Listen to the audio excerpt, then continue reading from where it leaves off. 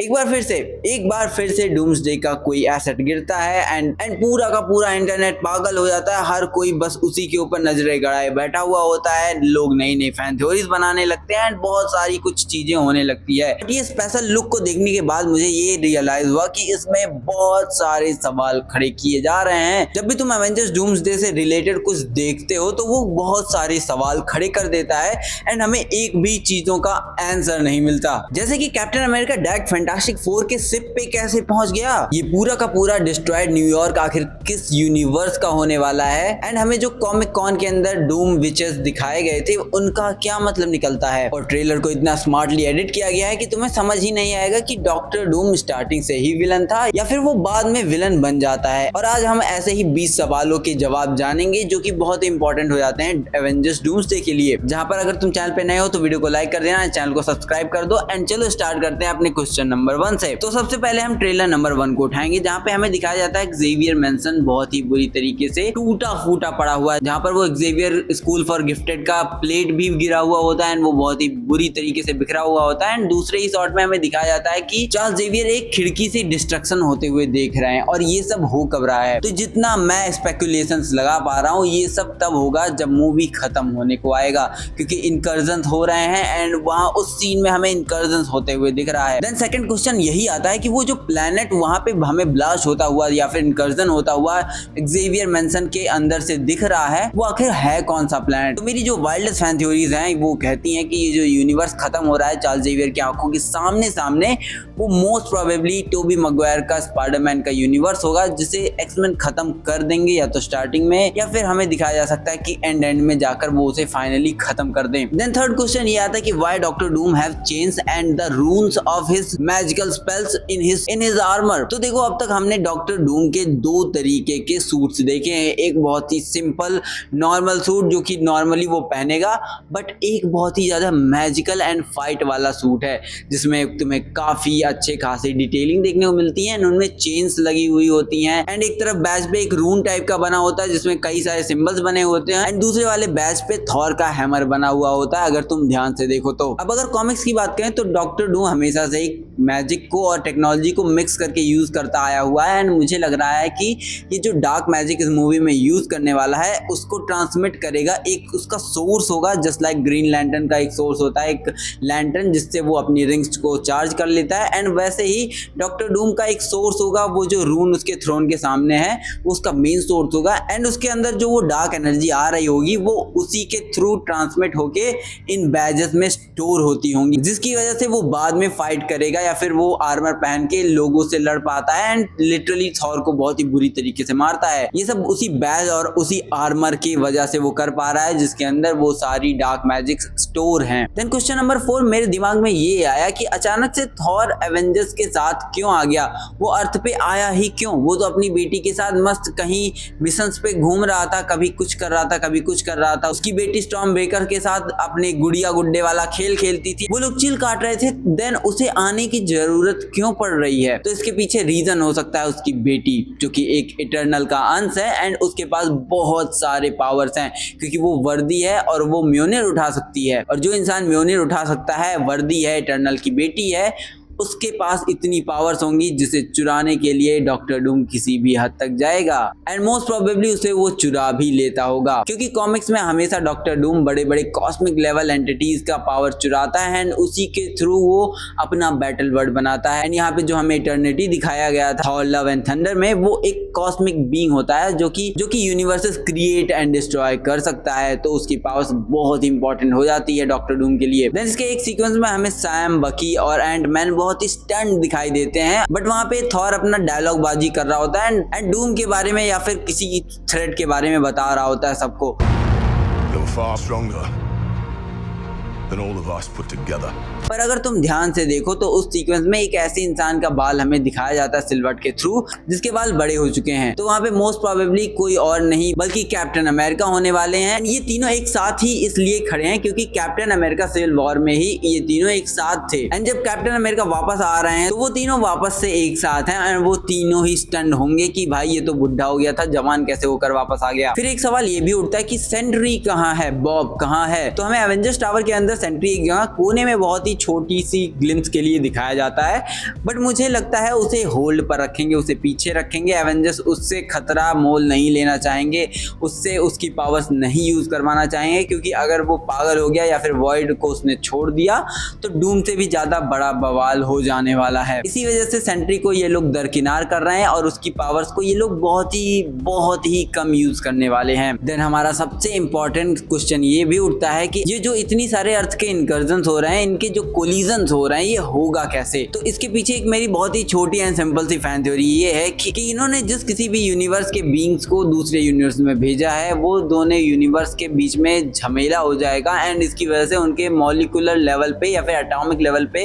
Attractions बढ़ जाएंगे, जिसकी वजह से ये दोनों एक दूसरे को अट्रैक्ट करने लगेंगे एंड ऐसे ये कोलाइड करने लगेंगे, जिसकी वजह से इनकर्जन्स होंगे। फॉर एग्जांपल जो हमारे मेन यूनिवर्स की बाइनरी है, यानी कि 616 की बाइनरी, वो एक्समैन के यूनिवर्स में पहुंची है, इसीलिए वहां और यहाँ का यूनिवर्स एक दूसरे के साथ कोलाइड हो रहा है। पर इसमें फैंटास्टिक फोर का यूनिवर्स क्यों कोलाइड हो रहा है? तो मुझे लगता है कि उनका यूनिवर्स किसी और यूनिवर्स के साथ कोलाइड होने वाला है, या फिर एक्समैन के यूनिवर्स के साथ कोलाइड होने वाला है, क्योंकि उन्होंने गलती से गैलेक्टस को उसी यूनिवर्स में पहुंचा दिया, जिसके बाद हो सकता है कि एक्समैन ने गैलेक्टस को हरा दिया हो या फिर उसी ने इस अर्थ को खत्म किया हो, जिसकी वजह से उसकी हालत ऐसी हो चुकी है। देन हमें इस ट्रेलर या फिर नए वाले ट्रेलर में भी नेमोर के कुछ शॉट्स देखने को मिलते हैं, जहां पर अब ये तुम्हें बहुत ही ध्यान से देखना चाहिए कि नेमोर काफी ज्यादा पावरफुल हो गया है एंड वो इस कॉज के लिए इन सबका साथ देने वाला है, जहां पर मुझे तो लगता है कि वो एंड में आते आते वो डूम का ही साथ देगा एंड वो बिट्रे कर देगा, क्योंकि नेमर हमेशा सही हरामी रहा है एंड वो गलत का साथ देने में झिझकेगा नहीं, अनटिल अनलेस रूसो ब्रदर्स उसे ऐसा करते हुए ना दिखाना चाहे तो। क्योंकि सच कहूं, मैं चाहता हूं कि एवेंजर्स के बीच में एक ऐसा ट्रेटर रहे जिसकी वजह से एवेंजर्स हार जाएं एंड वो नेमर होना चाहिए। तो हमें पहले ट्रेलर में साइक्लॉप्स अपने ऑप्टिक ब्लास्ट से किसी को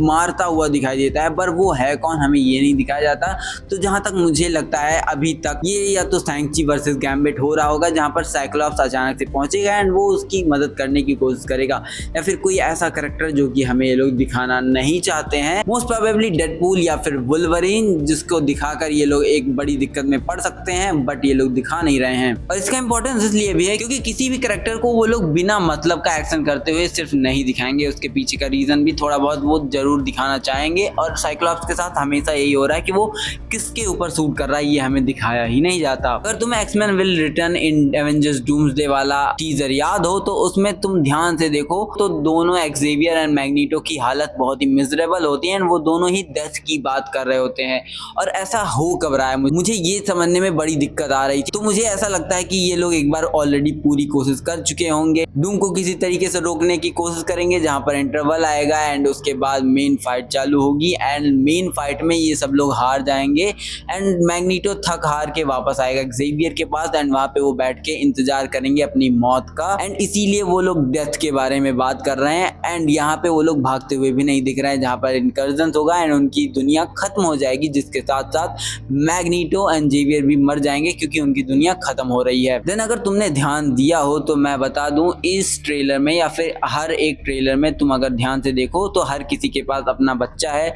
चाहे वो एंटमैन हो, थॉर हो, कैप्टन अमेरिका हो या फिर फैंटास्टिक फोर हो, और ये सभी लोग अपने बच्चों के लिए बहुत ही ज्यादा कंसर्निंग है क्योंकि यही तो है नेक्स्ट जनरेशन, इन्हीं को तो जीना है आगे। बट ये सब जितने कंसर्निंग दिख रहे हैं, इनके बच्चे हमें कहीं भी नहीं दिख रहे हैं। जहाँ पे थॉर की बेटी हमें एक जगह दिखती है, उसके बाद हमें कैप्टन अमेरिका का भी बेटा एक जगह दिखता है एंड उसके बाद नहीं दिखाया जाता। देन सूजन स्टॉर्म का बेटा फ्रैंकलिन रिचर्ड जो कि बहुत इंपॉर्टेंट है, बट उसके पीछे एक वाइट कलर का ग्लो टाइप का दिखता है जो कि मुझे एक सीक्रेट वॉर्स के अंदर मॉलिक्यूल मैन का याद दिलाता है, जो कि एक बैटरी की तरह यूज किया जाता था बाय विक्टर वॉन डूम, ताकि वो अपने यूनिवर्स की रियलिटी को चेंज करके रख सके। देन इसके अंदर एक बहुत ही वीक डिटेलिंग या फिर कह सकते हैं मार्वल की ट्रिकी एडिटिंग है, जहां पर गैम्बिट ऊपर से कूद कर अपने डंडे को पटक रहा होता है जमीन में एंड वो सांची से लड़ रहा होता है, तो बैकग्राउंड में तुम देखोगे मिस्टिक को एंड वहां समहाउ मुझे नहीं पता कैसे, बट मिस्टिक किसी से नहीं लड़ रही, वहां पे कोई दिख ही नहीं रहा एंड वो लड़े जा रही है। अब यहाँ पे वो किससे लड़ रही है ये आई डोंट नो, हो सकता है स्पाइडरमैन हो सकता है टोबी मैguire का स्पाइडरमैन हो, एंड यहाँ पे उसे क्यों डिलीट किया गया है इसके पीछे सिर्फ और सिर्फ यही रीजन है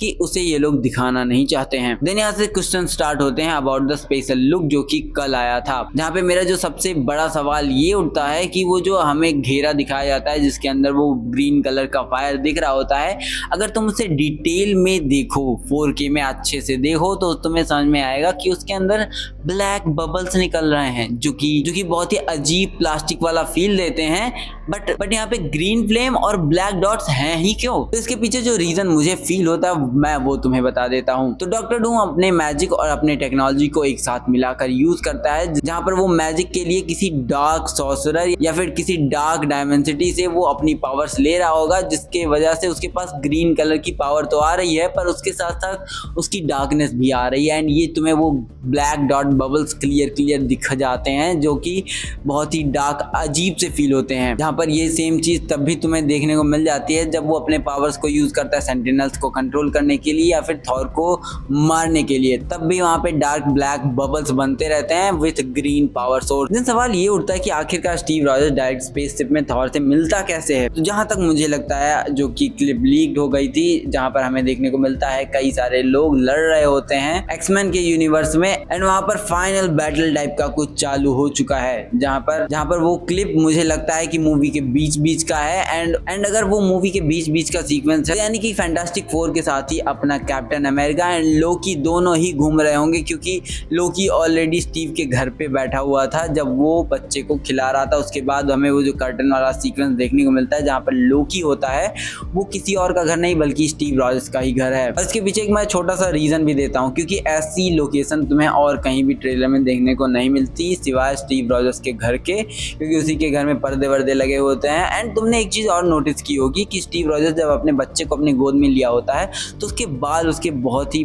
नीटली कट होते हैं एंड उसकी बियर्ड शेव्ड होती है। बट जब हमें दोबारा दिखाया जाता है स्टीव रॉजर तो हमें दिखता है कि वो उसकी दाढ़ी बढ़ चुकी है एंड उसके बाल लंबे हो चुके हैं। एंड ऐसा लास्ट बार तभी हुआ था जब स्टीव रॉजर्स रन पे था, यानी सिविल वॉर के बाद जब वो इन्फिनिटी वॉर में अचानक से आता है तो वो भाग रहा होता है, लोगों से बच रहा होता है, छुप रहा होता है, जिसके लिए वो अपनी बियर्ड एंड बाल बड़े कर लेता है। एंड सेम यहाँ इसके साथ दोबारा हो रहा है, यानी कि वो फिर से किसी रन पे है या फिर किसी मिशन पे है जिसके लिए वो लोकी के साथ मिलकर कई सारी टाइमलाइंस को खोज रहा होगा एंड बेटर करने की कोशिश कर रहा होगा। बट समहाउ वो एवेंजर्स से आकर मिलेगा। देन नए वाले स्पेशल लुक में एक सीन आता है जहाँ पर सूजन स्ट्रॉम अपने डायलॉग्स को बोलते हुए बहुत ही बुरी तरीके से रो रही होती है एंड उसकी आंखों में नमी तुम्हें बहुत ही क्लियरली दिख जाते हैं, जिसके पीछे का सिर्फ दो रीजन हो सकता है कि वो जब डूम के बारे में लोगों को बता रही है एंड वो ऐसा फील कर रही है तो यानी समहाउ वो खुद को और डूम को एक अच्छा दोस्त मानती रही होगी, और क्योंकि अब डूम ने बिट्रे कर दिया है तो इसलिए उसे बुरा लग रहा है एंड वो बता रही है कि पहले डूम ऐसा नहीं था, बहुत ही काइंड हार्टेड था,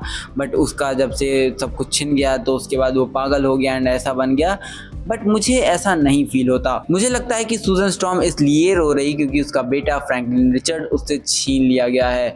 क्योंकि उसका पावर छीन कर डॉक्टर डूम खुद को बहुत ज़्यादा पावरफुल बनाना चाहता है या फिर उसे एज अ बैटरी यूज करना चाहता है। देन डूम के थ्रोन रूम के सामने जो एक पेंटिंग होती है बड़ी सी, उसका मतलब क्या निकलता है? उसका भी दो मतलब निकलता है मेजरली, जहाँ पर वो पेंटिंग का मतलब ये हो सकता है कि वो दोनों माँ बेटे हैं, ये तो क्लियरली हमें पता चलता है। बट वो कौन से माँ बेटे हैं? क्या वो डॉक्टर डूम की माँ है एंड वो जो बच्चा है वो डॉक्टर डूम ही है, या फिर वो उसकी बीवी है और एंड वो बच्चा उसका बेटा? जो कि ये दोनों ही पॉसिबिलिटीज हो सकते हैं। जहाँ पर कॉमिक्स की बात की जाए तो कॉमिक्स में हमेशा ही उसकी माँ को पैक्ट करना पड़ता है मेफिस्टो के साथ, जिसकी वजह से मेफिस्टो इसका विलन बन जाता है एंड वो मेफिस्टो को हराकर अपनी माँ को वापस भी ले आता है। But there are some big problems. But हम यहाँ पे अभी उस प्रॉब्लम की बात नहीं करेंगे, हम अपने नेक्स्ट क्वेश्चन को ले लेते हैं जो कि है the witches and sorcerer of doctor Doom. तो अगर तुमने ध्यान दिया हो या फिर अगर तुमने पोस्ट देखे हो तो मार्वल एक्सपो सैन डिएगो के कॉमिक कॉन में हमें ऑलरेडी डॉक्टर डूम की विचेस दिखाई गई जिनका कलर 3 है एंड एक और सोल्जर टाइप का इंसान दिखाया गया है जो कि सॉर्सरर होने वाला है। तो ये मैं बता दूं ये कोई और नहीं बल्कि डॉक्टर स्ट्रेंज है, क्योंकि उसके माथे पे एक ऐसा होल बना हुआ है जिसके थ्रू वो थर्ड आई को यूज करके अपनी विजन को बढ़ा सके। वहीं पे सैफरॉन कलर की जो विच होती है वो मुझे पता नहीं क्यों वांडा जैसी लग रही है, और ग्रीन कलर की विच सिल्वी जैसी लग रही है एंड जो पर्पल कलर की विच है वो क्लिया होने वाली है। सबसे बड़ा सवाल ये आता है कि वो जो डिस्ट्रॉयड मैनहट्टन है वो है किस यूनिवर्स का? ना तो वो 616 का लग रहा है, ना 838 का लग रहा है, ना ही वो एक्समैन यूनिवर्स का लग रहा है, तो वो है किसका? तो जहाँ तक मुझे लगता है अभी तक तो वो स्पाइडरमैन टोबी मैguire वाली यूनिवर्स का सेंट्रल पार्क एंड वो जो भी है वो उसी यूनिवर्स का पार्ट है and there is a possibility कि इनकर्जन्स के चलते ही इतना बुरा हाल हो गया हो या फिर वहाँ पे गैलेक्टस आ गया हो जिससे लड़ने के चक्कर में स्पाइडरमैन ने अपना पूरा